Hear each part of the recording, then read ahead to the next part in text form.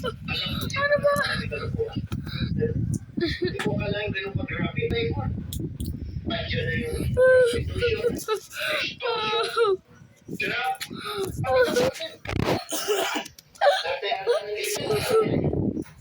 Lumalabas pa ngayon. Babayaran ito sa anak ko. Nakita ko lang Pinatengs. Di ba pumunta ka doon sa bahay niya? Akala ko ninyo may kinalaman mga tao yun sa pagkawala ni Christy. Bakit naman pinatay? Nasa Hong Kong lang ako.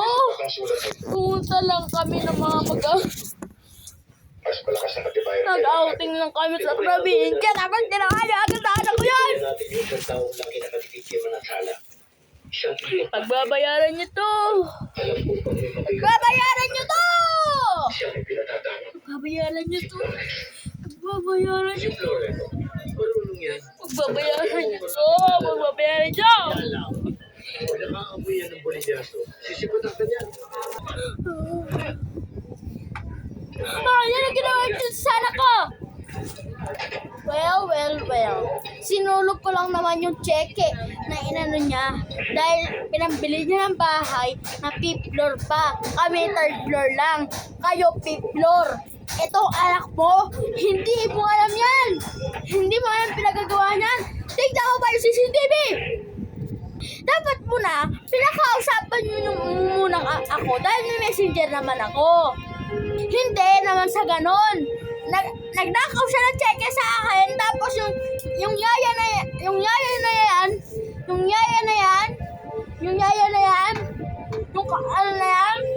ayan yung ninakawan niya. At sino ka naman? Ikaw, kahit makita ko pa yung CCTV, alam ko na parang gawa niyo sa inyo. Nakita ko na yung CCTV niyo. At sinakita ko na nagkakasiyahan lang kayo para makita nyo na pinaglalaman ng pera. At bumibili kayo ng maraming buckets. Kayo ng dalawa. Nagsasalo-salo kayo doon mag-isa. Nagsasalo-salo kayo doon. Masik tuloy laway ko. Nagsasama-sama kayo doon. Tapos wala naman kayong iniimbita kahit isa. Eh bakit? Sa aming cheque, yun ha. Kahit na. Basta, ibalik nyo sa amin. Ibalik nyo sa amin ang anak ko para makita ko siya. Well. Nakremate na siya. Nandito na siya. Anong ginawa nyo? Anak ko. Anong ginawa nyo dito? Gusto mo ikaw rin ang sunugin ko? Katulad ng ginawa ko sa anak mo? Walang, hindi ko na, pasalamat ka. Pinakremate ko yan. Alam mo kung magkano yung pagkakakremate? Magkano yan ha? 1,000! Hindi ko gusto ito, Sibal. Tapos Masyadong gift the change muna namin, 1 million. 100,000 yung cremate. Tapos kayo, wala kayong ginawa. Kundi ganyan. Sa mga kahoy, Dapat kasi, huwag mo na sunugin yung cheque na yun. Marami naman kayong pera tapos ano. Attorney kasi ako. Kaya ako marunong magsalita. Ikaw ang ginagawa mo. Ikaw dapat ang sunugin eh. Kailangan.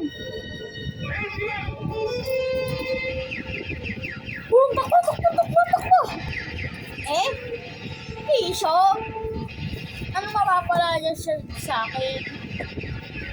Ano? Bakit pa man ginawa niya sa ito? Tatawagin ko nga kapatid ko. Kapatid, hello? Oh, hello kapatid. Ano yun?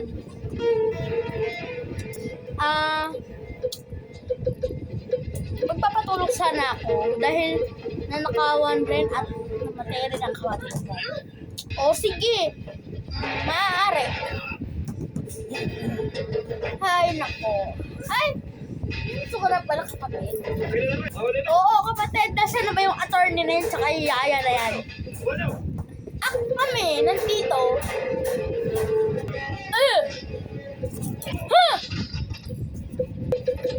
At sino ka naman?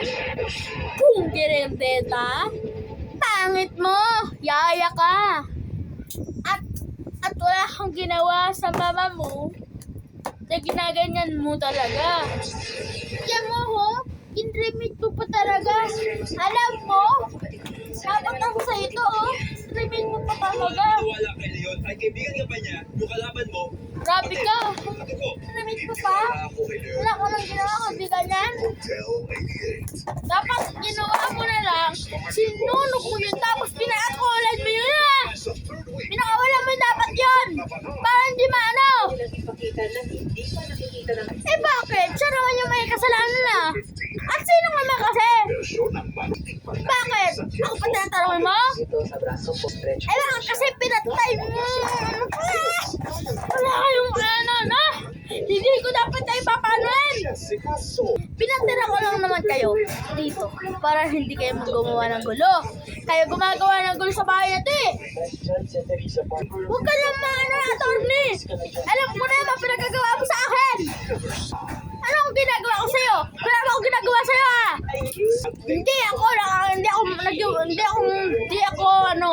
Hindi ako laruan para paggalawin-galawin nyo. Alam ko ba, sikreto nyo. Tama kapatid, pag anin mo yan. Ikaw, kapag nagsalita yung kapatid ko, maghanap kayo talaga. Sige, subukan mo nga. Masasapat ko kayo. Masasapat ko kayo ng pera. Hindi, samansag ano. Ayun ng pali. Ayun ng pali.